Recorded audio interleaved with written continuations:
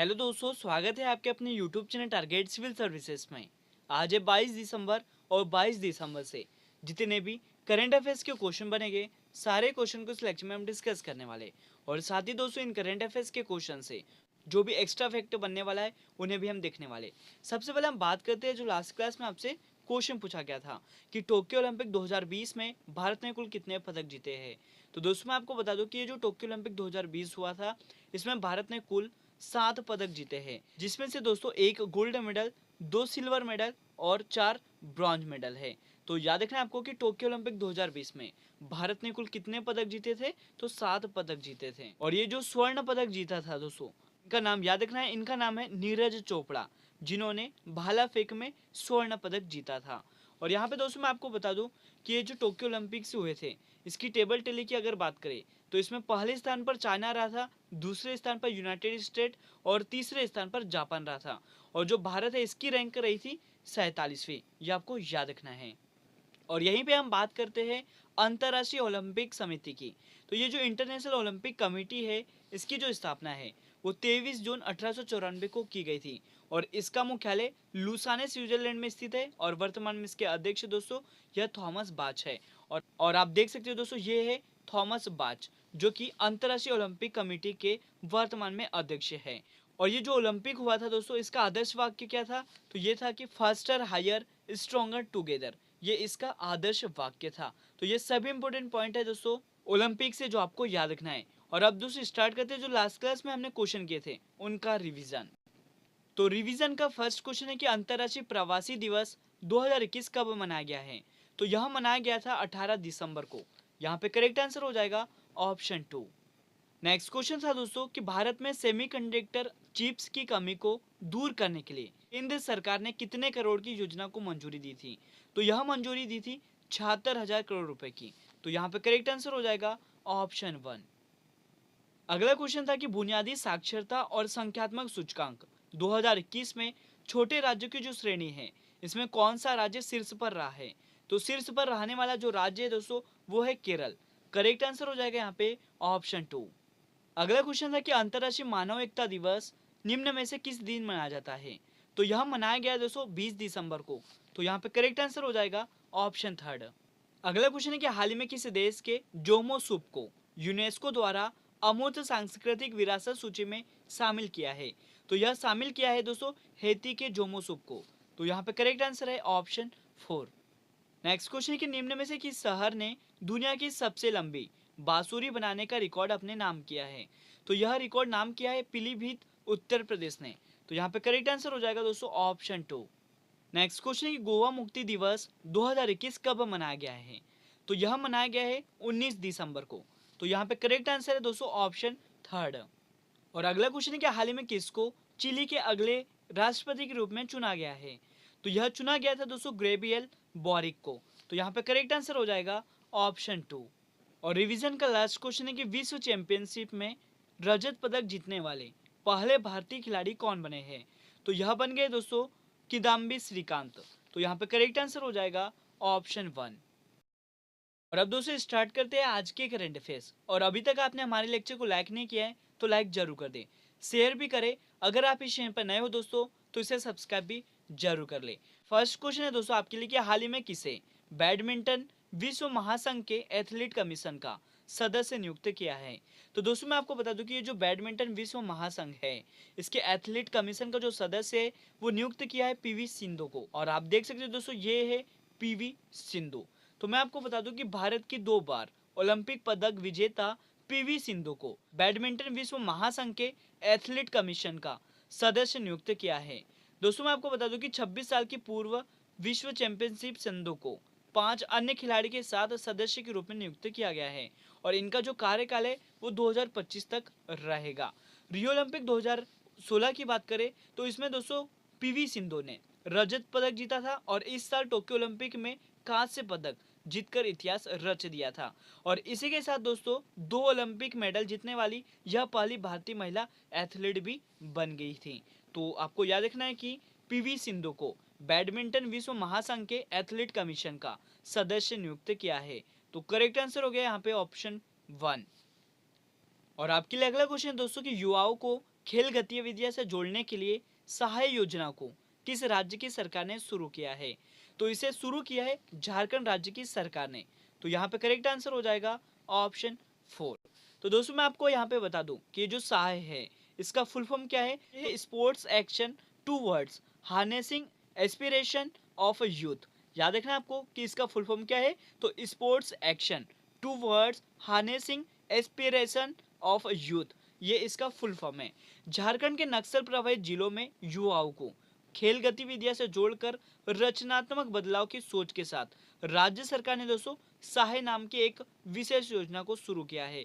तो याद रखना यहाँ पे करेक्ट आंसर क्या हो गया? ऑप्शन 4 झारखंड। और यहाँ पे हम दोस्तों बात करें झारखंड राज्य की, जिसके वर्तमान में मुख्यमंत्री हेमंत सोरेन हैं और यहाँ के जो गवर्नर है वो है दोस्तों रमेश बैस, और झारखंड की जो राजधानी वो रांची है। और अब चलते हैं अगले क्वेश्चन की ओर। और आपके लिए अगला क्वेश्चन दोस्तों कि भारतीय प्रतिस्पर्धा आयोग ने हाल ही में किस कंपनी पर 202 करोड़ रुपए का जुर्माना लगाया है? तो यह जुर्माना लगाया है अमेजन पे। करेक्ट आंसर हो जाएगा यहाँ पे ऑप्शन 3। तो दोस्तों मैं आपको बता दूं कि भारतीय प्रतिस्पर्धा आयोग मतलब सीसीआई ने 2019 में नियामक अनुमोदन की मांग के लिए तथ्यों को छिपाने और झूठे बयान देने के लिए अमेजन पर 202 करोड़ रुपए का जुर्माना लगाया है। तो याद रखना यहाँ पे करेक्ट आंसर हो गया ऑप्शन 3 अमेजन। यहाँ पे हम दोस्तों बात करें अमेजन की, जिसके वर्तमान में सीईओ कौन है? तो यह एंडी जेसी है और इसके फाउंडर है दोस्तों जेफ बेजोस। मैं आपको बता दूं कि ये जो अमेजन है इसकी स्थापना 5 जुलाई 1994 को की गई थी और इसका हेडक्वार्टर वाशिंगटन यूनाइटेड स्टेट में स्थित है। तो याद रखना दोस्तों ये सभी इंपोर्टेंट पॉइंट है अमेजन से जो आपको याद रखना है। तो करेक्ट आंसर हो गया यहाँ पे ऑप्शन 3 अमेजन, मतलब भारतीय प्रतिस्पर्धा आयोग ने हाल ही में अमेजन कंपनी पर दोस्तों 202 करोड़ रुपए का जुर्माना लगाया। और अब चलते हैं अगले क्वेश्चन की ओर। और आपके लिए अगला क्वेश्चन दोस्तों कि भारतीय वायुसेना देश की वायु रक्षा क्षमताओं को बढ़ावा देने हेतु पंजाब सेक्टर में किस मिसाइल प्रणाली का पहला स्क्वाड्रन तैनात किया है? तो यह तैनात किया है दोस्तों S-400 मिसाइल का। और आप देख सकते हैं दोस्तों ये है S-400 मिसाइल। तो करेक्ट आंसर क्या है यहाँ पे? ऑप्शन 2। तो भारतीय वायुसेना देश की वायु रक्षा क्षमता को बढ़ावा देने के लिए पंजाब सेक्टर में S-400 वायु रक्षा मिसाइल प्रणाली का पहला स्क्वाड्रन तैनात कर दिया है।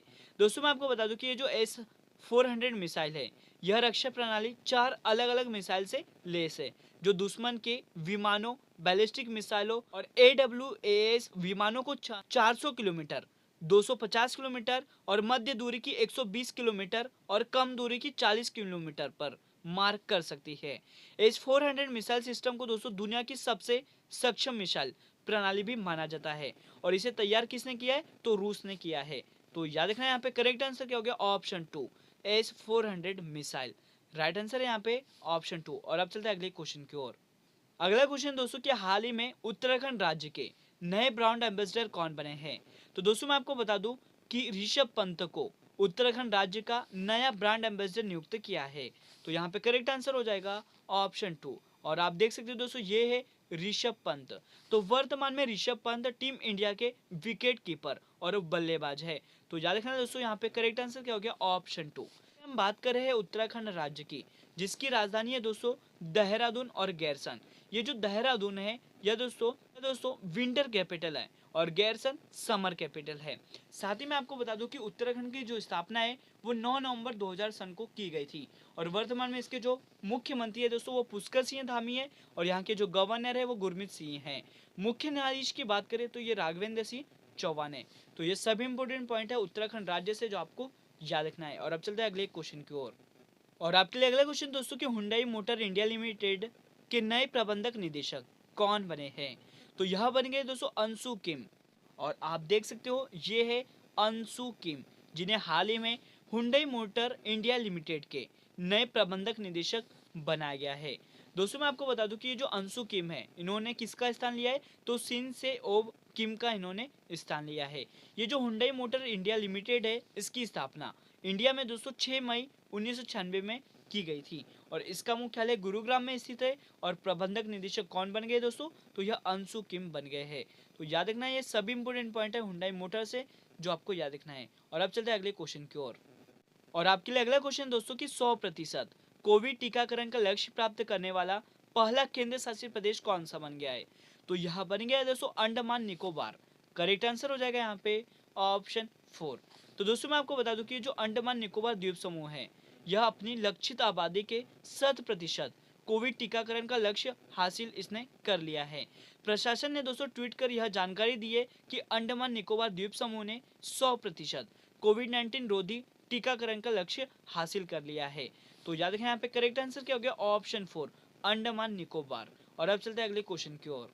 और आज का लास्ट क्वेश्चन है दोस्तों कि अंतर्राष्ट्रीय मधुमक्खी पालन महोत्सव 2021 का जो आयोजन है वो कहाँ पर हुआ है। तो मैं आपको बता दूं कि ये जो अंतर्राष्ट्रीय मधुमक्खी पालन है इसका जो आयोजन है वो हल्द्वानी उत्तराखंड में इसका आयोजन किया गया है।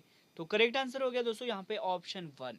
तो दोस्तों आपको याद रखना है कि ये जो उत्सव है इसका मुख्य उद्देश्य क्या है, तो मोन पालकों के उत्पादों को उचित पहचान दिलवाते हुए अंतर्राष्ट्रीय प्लेटफॉर्म उपलब्ध कराना है। महोत्सव में राज्य प्रदेश अंतर्राष्ट्रीय स्तर से प्रतिभागिता सुनिश्चित करने के लिए मौन एवं मौन उत्पादों हेतु प्रतियोगिता एवं तकनीकी सत्र का आयोजन किया गया है। तो दोस्तों आपको याद रखना है कि इसका जो आयोजन है वो कहाँ पर किया है, तो हल्द्वानी उत्तराखंड में। और अब दोस्तों बात करते हैं आज के क्वेश्चन ऑफ द डे की। तो आज का जो क्वेश्चन है वो आपके लिए है कि टोक्यो पैरालंपिक 2020 में भारत ने कुल कितने पदक जीते हैं। आज का जो क्वेश्चन है दोस्तों वो क्या है कि टोक्यो पैरालंपिक पैरालंपिक यहाँ पे हम बात कर रहे हैं कि भारत ने 2020 में कितने पदक जीते हैं। इसका सही जवाब आपको कमेंट सेक्शन में देना है। तो दोस्तों आज का लेक्चर यहीं पर एंड होता है। अगर आपको हमारा लेक्चर और आपको हमारी मेहनत अच्छी लगी हो तो इसे लाइक जरूर करें, शेयर भी करें। अगर आप इस चैनल पर नए हो तो इसे सब्सक्राइब जरूर करें। Thank you so much guys for watching this video. Bye bye, take care.